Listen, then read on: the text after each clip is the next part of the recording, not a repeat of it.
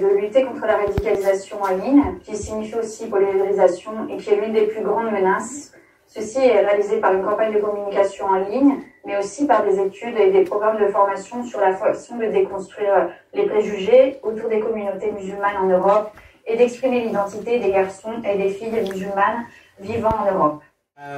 Pour faire court, on a monté notre association en 2015, on a commencé à organiser des événements et des festivals pour mettre en valeur les personnes les plus minoritaires de la communauté LGBT, les personnes LGBT racisées, les personnes trans, les personnes travailleurs et travailleuses du sexe, soit les personnes qu'on entend, qu'on voit pas vraiment et qu'on entend vraiment pas assez. On fait des ateliers aussi et notre but c'est d'ouvrir un lieu sur Marseille pour parler des cultures trans, LGBT, afro, travailleurs et travailleuses du sexe, etc. Du coup, comme vous avez vu, je suis noire. Ouais. Du coup, je suis immigrée de la première génération, je viens du Cameroun. Et Baham, c'est mon ethnie, parmi d'autres ethnies. Ça fait partie d'un grand groupe qui s'appelle les Bamileke. Et Baham veut dire, en fait, ça vient d'une insurrection. Pas beaucoup de gens le savent, mais au Cameroun, il y a une guerre, comme en Algérie. Et c'est une guerre qui a été cachée par la France. Même si la France ne dit pas qu'il y a une guerre en Algérie, ils disent que... Pourquoi est-ce que c'est France qui disent... Les événements. Il y a eu des événements, voilà. Disons que c'était aussi des événements comme ça. Et du coup, ça vient de Bamileke et d'une autre ethnie qui s'appelle les Bassa. Et du coup, j'ai voulu reprendre Baham, parce que ça fait référence à une sédition, à des gens qui viennent d'en bas et qui se révoltent. Voilà. Et du coup, c'est pour ça que Baham Art, c'est les arts de ceux qui viennent de très très bas. Ouais, dans le sud. Voilà. Et du coup, comme Polo a dit, en fait, nous, notre but, c'est de valoriser les personnes minoritaires ou minoriser, parce qu'en vrai, en soi, quand on y réfléchit, les blancs sont une minorité sur cette planète. Et du coup, plutôt aussi les hétéros. On va les faire, on va les convertir. Et du coup, voilà, notre but c'était vraiment de montrer qu'on est là, on existe. Genre, il y a le hip-hop qui est maintenant mondialisé, qui est issu des cultures noires. Il y a plein de choses. Aujourd'hui, on parle du twerk. Le twerk, il vient d'où? Ça vient de la bounce. Et la bounce, ça vient d'où? Ça vient... Avant le twerk, il y avait le mapuka. Il y a les Ivoiriens qui sont ici quand même. Ouais. Et du coup, après, il y a eu la bounce. La bounce, en fait, c'est du hip-hop, mais fait par des personnes queer aux États-Unis. Je me souviens plus. Alors c'est même spécifiquement la communauté trans aux États-Unis, trans afro et trans latine, qui a inventé un style de musique avec, il y a par exemple Big Fredia, qui est une personne qui est ultra connue dans la communauté hip-hop et qui est une femme trans. Et par ailleurs, on oublie régulièrement que les droits LGBT, ils ont aussi été portés par des personnes trans. C'était en France trans racisés, trans précaires, trans travailleurs du sexe, et jusqu'en 2016 par exemple les personnes trans en France elles étaient poussées à la stérilisation. Et du coup pour moi c'est ultra important aussi que entre les personnes qu'on entend entre les personnes qu'on n'entend pas assez, qu'on ne voit pas assez, qui souvent sont trop invisibilisées, c'est bien aussi qu'on crée des liens et qu'on ouvre des lieux aussi pour se mettre en valeur et dire qu'on est beau et qu'on est belle et pour s'aider les uns les autres. Aujourd'hui, on ne va plus dire les noirs sont inférieurs aux blancs, par exemple, parce que de toute façon, scientifiquement, tout le monde sait que c'est faux. Maintenant, ce qu'on va dire, c'est que culturellement, quand même, ils excisent leurs filles. Ah oui, mais quand même, ils n'ont pas inventé, je ne sais pas, X truc. Alors qu'en fait, la civilisation égyptienne, qui était aussi noire, a inventé énormément de choses dont on utilise aujourd'hui. Il y a le maquillage, mais pas que, les mathématiques, et plein de trucs. Pythagore, il est parti en Égypte. Et du coup, vraiment pour dire que maintenant la culture, c'est aussi un truc sur lequel on doit se battre, parce que c'est là que vient le nouveau discours. Culturellement, quand même, oui, les femmes, les LGBT dans leur communauté, les pauvres. Ouais, voilà. Et du coup, en fait, alors qu'on sait très bien que c'est faux, parce qu'on est là aujourd'hui. Donc, moi, dans ma famille, quand j'ai fait mon coming out, on m'a pas jeté dehors. Alors que je sais qu'il y a des blancs qui jettent dehors leurs enfants. Du coup, en fait, on n'est pas supérieur à eux, on n'est pas inférieur à eux non plus. Ils ne sont pas supérieurs à nous et culturellement, il faut le dire. Il faut que parce qu'en fait, comme Polo a dit, il y a plein de personnes trans, noires, En plus, le hip-hop, c'est une des cultures les plus ouvertes du monde. Tu vas voir des meufs comme Big Fredia, tu vas voir des meufs comme... personnes comme Nikki Bianco, qui ouais. définissent comme non-binaires. Des personnes racisées, trans, il y en a plein. Là, je n'ai plus ça en mémoire parce que j'ai pas prévu un truc dessus, mais tout ça pour dire que, voilà quoi, c'est vraiment sur le plan culturel, je pense qu'il faut jouer. Parce qu'on sait très bien que, voilà, qu'on n'est pas inférieur, mais comment en fait on arrive à retrouver l'estime de nous-mêmes? Bah, c'est en disant qu'on est là, qu'on existe, et en faisant des choses avec nous et par nous. Ouais. Moi je m'appelle Moussa, donc je viens du Mali. Je suis en France et ça fait longtemps. Donc voilà. Actuellement, je suis salarié à l'association Aide. Pas très longtemps. Donc du coup, je travaille dans tout. Ok, moi c'est Suleiman, je viens de la Côte d'Ivoire depuis 2018. Voilà, je travaille dans le social, dans une association d'aide aux jeunes collégiens qui sont exclus, comme médiateur animateur. Voilà ce que je fais. On a décidé, quand je suis arrivé à Marseille en 2018, j'ai contacté Aide. J'ai fait des actions avec eux, j'ai croisé Moussa. Bon, je me suis renseigné comment faire l'asile à Marseille, est-ce qu'il y a des associations LGBT. Je me suis rendu compte qu'il n'y avait pas d'associations LGBT à Marseille qui font l'accompagnement des migrants LGBT. Donc du coup, j'ai eu l'idée de Moussa, est-ce qu'ils sont mis en place un groupe ou une association pour pouvoir accueillir des migrants LGBT, parce que quand ils vont à la plateforme d'asile, ils sont accueillis par des personnes qui ne sont pas LGBT. Donc c'est difficile pour s'ouvrir. Souvent les histoires, quand tu vois les histoires qu'ils font pour des personnes qui viennent, tu vois, ils font rien dedans. Donc on a décidé, avec Ludovic, on a monté une petite association. À ce moment, c'était un groupe de soutien. On faisait ça à Aide. On se réunissait chaque vendredi, on discutait. Après, on a décidé, pourquoi ne pas créer nous-mêmes notre propre association. Voilà, c'est comme cela. L'idée est venue entre moi et Moussa. Avec l'appui de Ludovic, on a essayé de mettre en place l'association qui s'appelle Refuge Migrants LGBT. Voilà, c'est ce qu'on a décidé de mettre en place. Et puis, avec l'appui de Ludovic, tout a été coordonné. Moussa est le président, moi je suis le trésorier. C'est quelque chose à ajouter. Oui. En fait, voilà, comme Suleiman il a si bien dit, moi, depuis 2016, je suis à Marseille. Tous les portes que je poussais, je me trouve, voilà, désolé, mais je me trouve toujours avec des blancs gays devant moi qui me demandent toujours mon parcours. J'en ai fait un livre, voilà. À chaque fois, ils me demandent ton histoire. À chaque fois, c'est la même histoire. Je me suis dit, mais trop, c'est trop. Donc, il faut que je trouve quelqu'un qui a fait le même parcours que moi. Donc, je ne veux pas répéter ça encore, quoi. Donc, je suis fatigué de répéter. Et en 2018, 1er décembre 2018, et j'ai eu la chance de rencontrer Suleiman aussi. C'est une des actions d'aide, voilà, Journée internationale de lutte contre le VIH-Sida. On a fait une grosse action ensemble, on a parlé, donc du coup, ça a été donné, voilà, l'idée était là, donc à Aide, on a lancé qu'on va créer un groupe autosport au sein de Aide qui sera animé que par des migrants LGBT. Donc à Aide, il y a des personnes LGBT et blancs, cis, donc on n'a pas besoin. Nous, on a besoin que des personnes qui ont fait ce parcours en avion, en bateau, à pied, voilà, qui n'ont pas envie de répéter encore leur histoire. Cette douleur qu'on en a, donc on est à chaque fois de nous demander, donc moi on s'est dit, c'est trop. Donc il faut un espace qui, moi, j'ai fait un parcours, je suis venu en bateau.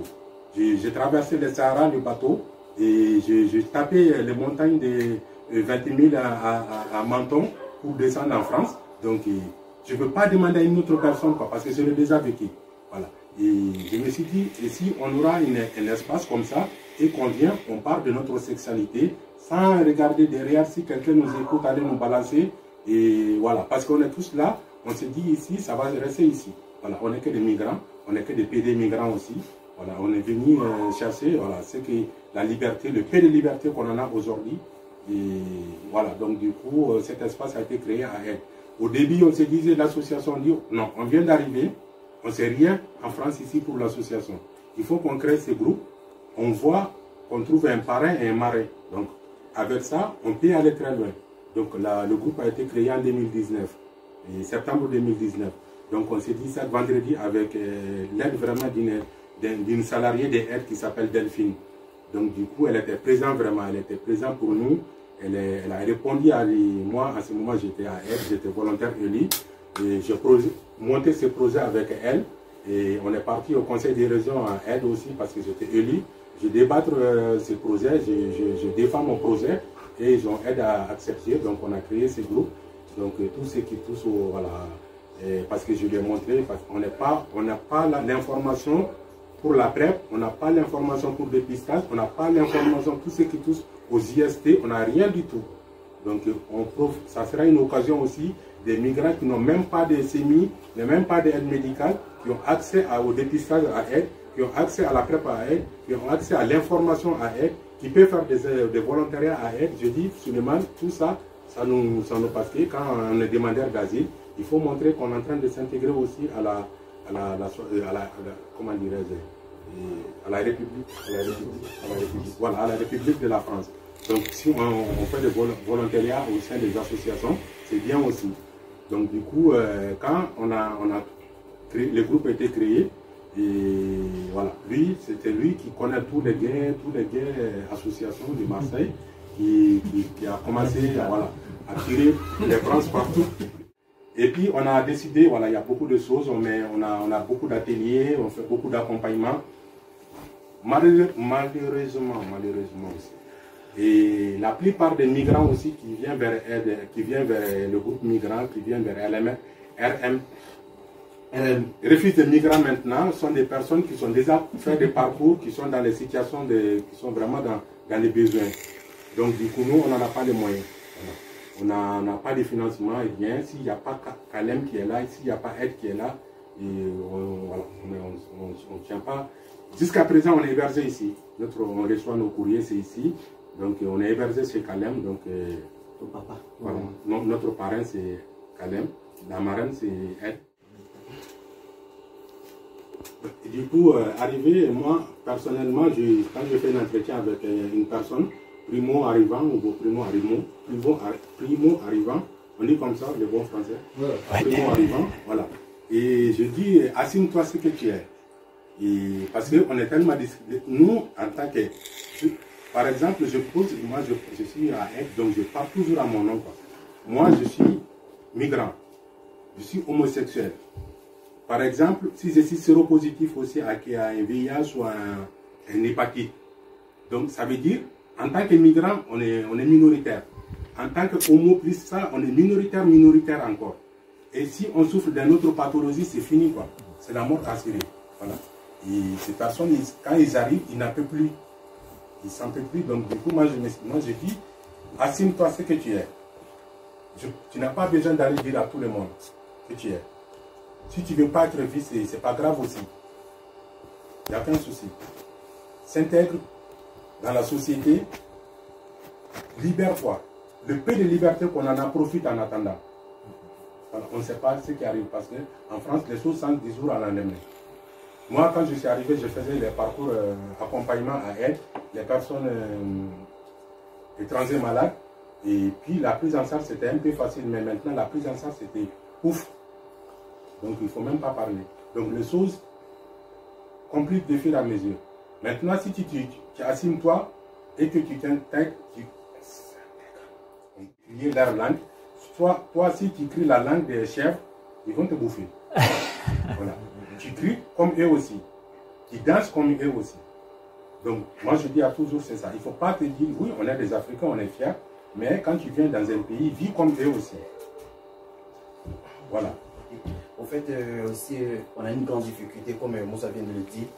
Souvent, les personnes qu'on reçoit, nous, comme Moussa disait avec Ludovic, tout ce que nous on fait, c'est par le biais de Ludovic et puis Aide, parce que nous, on n'a pas de financement. On a eu l'agrément de l'association, on a été reconnu au niveau de la préfecture. Voilà, on a peut-être écrit des projets pour faire les demandes de financement, pour monter peut-être un refuge, parce qu'on a vu qu'aujourd'hui, on ne peut pas faire grand-chose. On peut dire merci aussi à Ludovic et puis Henri, mon copain avec qui je vis. Lui, vraiment, c'est les personnes qui nous reçoivent. Parce que quand Moussa fait ses actions avec Aide, quand il reçoit des migrants, voilà, il est dirigé vers nous. Donc, ces personnes arrivent souvent, on regarde leur histoire, on veut essayer d'écrire l'histoire. on se bat parce que moi je travaille, on a aussi là des activités à faire. Bon, souvent c'est difficile parce que ces personnes viennent et il faut que les histoires, ils ont peur de croiser d'autres personnes migrants. Pour pas que peut-être demain ces personnes puissent dire lui il est gay. Donc du coup, il y a cette histoire, on se dit qu'on se sent encore en Afrique. Parce qu'on est ici, on n'est pas totalement libre. Parce que ces personnes, ils ont peur, vu qu'ils ont traversé la mer, ils ont eu des amis, ils ont peur que ces amis puissent les voir avec d'autres personnes pour dire ah lui elle est gay. Donc du coup ils ont peur. Donc ils arrivent comme cela, souvent c'est difficile pour nous. On les reçoit souvent à la maison, on les aide à faire les écrits, les histoires, les récits de vie. Souvent c'est compliqué parce que vraiment pour écrire le récit de vie, il faut avoir peut-être l'ordinateur, l'imprimante, il faut donner rendez-vous à ces personnes. Souvent c'est difficile. Alors c'est difficile, nous on se bat, même pour envoyer les gens à Paris, souvent pour l'entretien à l'offre, il n'y a pas de moyen. On est obligé de prendre un peu d'argent dans les cas d'adhésion pour pouvoir payer le billet d'autres personnes voilà, à Paris. Alors donc c'est comme cela on est confronté à ces difficultés-là. Merci beaucoup et bon courage et bravo pour tout ce que vous faites. Bonjour, je suis Mounir Batour, je suis le président de l'association Shams tunisienne, une association LGBT en Tunisie. Et Shams veut dire en arabe soleil. Mais la référence du nom de l'association n'est pas le soleil, mais c'est une histoire d'amour entre deux soufis musulmans du XIIe siècle qui sont Shamsuddin Tebrizi et Jalaluddin Rumi, et qui ont vécu une histoire d'amour. Il y a des lettres échangées entre eux qui parlent de leur amour, qui était plutôt un amour spirituel. Parfois, il y a ceux qui disent que c'était un amour aussi charnel, mais l'inspiration du nom de l'association, c'est pour démontrer que l'homosexualité est ancrée dans la culture, entre guillemets, arabo-musulmane, et que ça a toujours existé dans l'histoire des couples homosexuels, des poètes qui font l'éloge de la beauté masculine. Je parle de l'homosexualité masculine surtout parce que l'homosexualité féminine est complètement occultée dans la culture arabo-musulmane. Alors, Shams a été créé en 2014, c'était au début une simple page Facebook pour la dépénalisation de l'homosexualité en Tunisie. Et la page a eu énormément de succès, plus que 20 000 fans en 2 mois. Et à partir de là, j'ai décidé avec un ami tunisien résident en France de créer l'association Shams. On a déposé les statuts, on a eu l'agrément et après ça a été un tollé en Tunisie. Le Parlement qui débattait de ça, comment peut-on autoriser une association de PD dans un pays musulman. C'était des ministres, une fatwa du mufti de la République contre nous, demandant au gouvernement de fermer l'association, des attaques en justice, c'était le bordel absolu. Mais on a tenu bon et Shams a pris comme modèle les actions d'Actop en France, c'est-à-dire des actions coup de poing, des sit-ins surprises devant le Conseil de l'ordre des médecins pour demander d'interdire le test anal, parce que si vous ne le savez pas, en Tunisie, on utilise une examination anale contre les homosexuels pour, soi-disant, prouver qu'ils sont habitués à la pénétration anale et qu'ils sont pédés. Ce qui, scientifiquement, n'a aucune valeur, mais il y a encore des médecins légistes en Tunisie qui prétendent pouvoir détecter si quelqu'un est pédé ou pas. Je ne sais pas comment, ils sont sorciers peut-être, mais on sait que les experts internationaux disent que ça n'a aucune valeur internationale et que, au contraire, le comité de l'ONU contre la torture a classifié ce type de test, ce type d'examination, comme un acte de torture psychologique et physique même.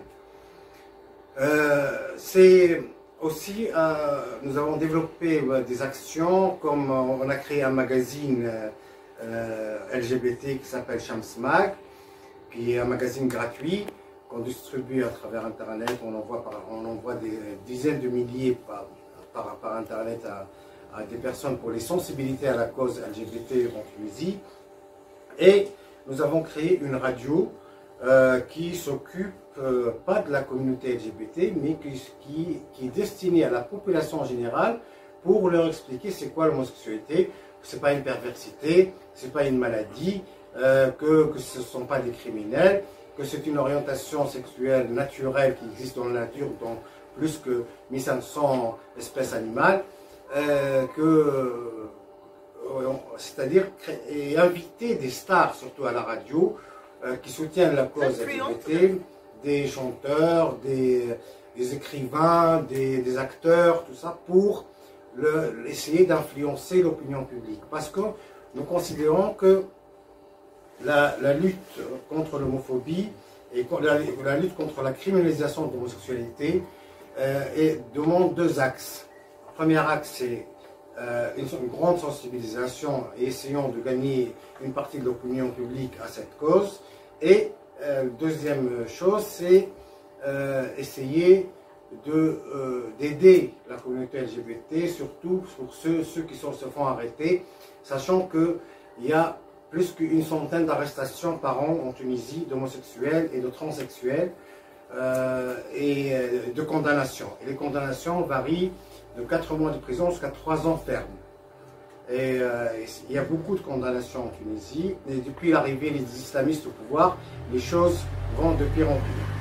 Ben, pour moi, personnellement, je suis actuellement à Marseille et mon but, c'est de trouver un soutien à l'association Shams en Tunisie et aux LGBT maghrébins et moyen-orientaux qui sont immigrés en France. Ça serait de créer une structure qui s'appellerait Shams International ou Shams Inclusif ou les Amis de Shams, je ne sais pas encore, le nom est à choisir, mais qui aura pour but d'accompagner les personnes LGBT, maghrébines et moyen-orientales en France et surtout de mener une action internationale pour la dépénalisation universelle de l'homosexualité, sachant que 70 pays dans le monde actuellement pénalisent l'homosexualité et la condamnent à la prison ou même à la peine de mort, comme en Mauritanie et au Soudan et en Arabie Saoudite. C'est un projet que j'ai en tête, je vous le propose. Ceux qui sont intéressés par une action internationale de lobbying auprès du Parlement européen, auprès de l'ONU, auprès des instances internationales, auprès de l'Organisation mondiale de la santé, tout ça c'est pour essayer de faire pression sur les pays qui persécutent les homosexuels, qui incarcèrent les homosexuels, qui les maltraitent, et pour interdire aussi les thérapies de conversion, comme vient de le faire la Grande-Bretagne il y a quelques jours, et interdire les examinations intrusives du corps humain, comme le test ALAN. Voilà, c'est ça le projet. C'est un travail de longue haleine de sensibilisation.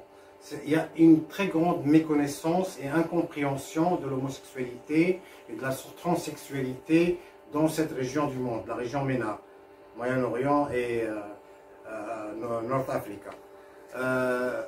C'est un travail pédagogique pour expliquer que ces minorités-là ne représentent pas un danger pour leur société et qui sont des personnes pacifiques, qui sont des personnes comme les autres, que l'orientation sexuelle n'est pas un choix et que être homo ou trans n'est pas une maladie. Et nous, on va dans cette logique jusqu'au bout, c'est-à-dire on leur dit, et supposons même que c'est vrai ce que vous dites, que c'est une maladie, eh ben, est-ce que les hypertendus et les diabétiques aussi, vous les mettez en prison? C'est une maladie, trouvez un remède. Et moi, je défie la Tunisie de trouver un remède pour cette prétendue maladie. Si elle le trouve, elle aura le prix Nobel de la médecine. C'est ça. Alors, ça c'est-à-dire, moi j'ai rencontré vieux homo de 80 ans en France dans une conférence. Il m'a dit qu'en France, dans les années 70, avant la dépénalisation, les homosexuels se disaient vous nous traitez de malades, ben ok, nous sommes malades, trouvez-nous un remède. Et c'était ça le défi, c'est pousser l'autre dans ses retranchements, dans l'extrémité de son raisonnement, pour lui démontrer que ça ne sert à rien de maltraiter les homosexuels. C'est un travail pédagogique. Est-ce que ça sert contre la l'hétérosexualité? Nous ne sommes pas indifférents à l'homosexualité. C'est ce discours-là qu'il faut marteler pour essayer d'atténuer la présence des personnes radicalisées dans leur homophobie. Merci beaucoup et bon courage.